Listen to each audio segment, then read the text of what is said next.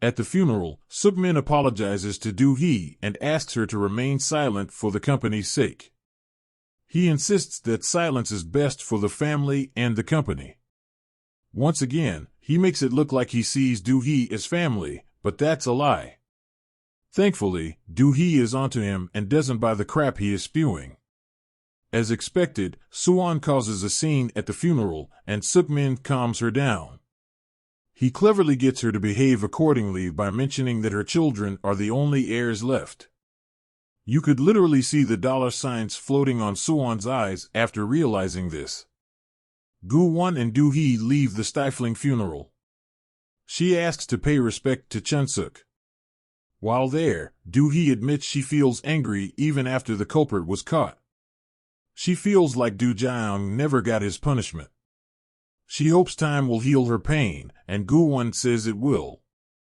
Meanwhile, our new lovebirds, Bagyu and Daejong, have a date in the park and are nearly busted by their colleagues.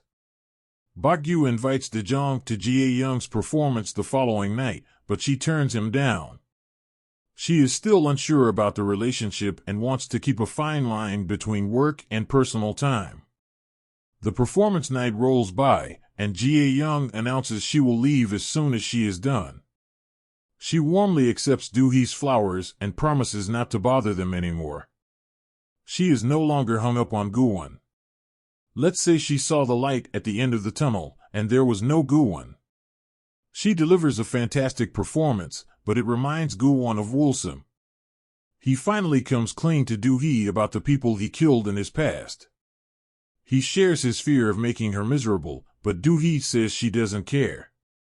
As long as they are together, she will take being miserable any given day. As Jae-young's dance ends, Do-hee and Goo-won hold hands. They are sure their love will see them through the good and the bad times. It will save them, and they will defy fate and have a happy ending. Maybe that's true, but it remains to be seen. Elsewhere, a priest prays for God's protection. However, this priest looks exactly like Yi-sun's dad. We also see Chun-suk the night Do-hee's parents died. She saw Goo-won as he came to collect his dues. It looks like Goo-won had made a deal with Do-hee's parents, but what was the deal? The episode ends with Goo-won mischievously smiling at Chun-suk. Did she get into a contract with him? The episode review. It is possible that Chun-suk visited the priest after witnessing Goo-won at the crime scene. We don't know if or how the priest relates to this story. However, we are most curious about the contract between Goo-won and Do-hee's parents.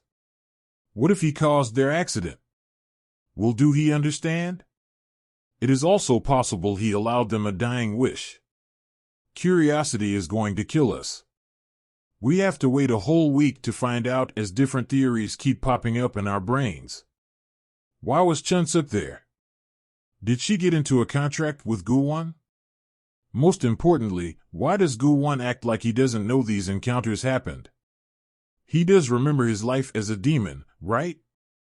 This is something he should have mentioned before. What do you guys think? On a happy and less confusing note, I am glad Jae-young finally took the hint and stopped being obsessive. Suk-hoon is also growing on us. These two would make a great couple.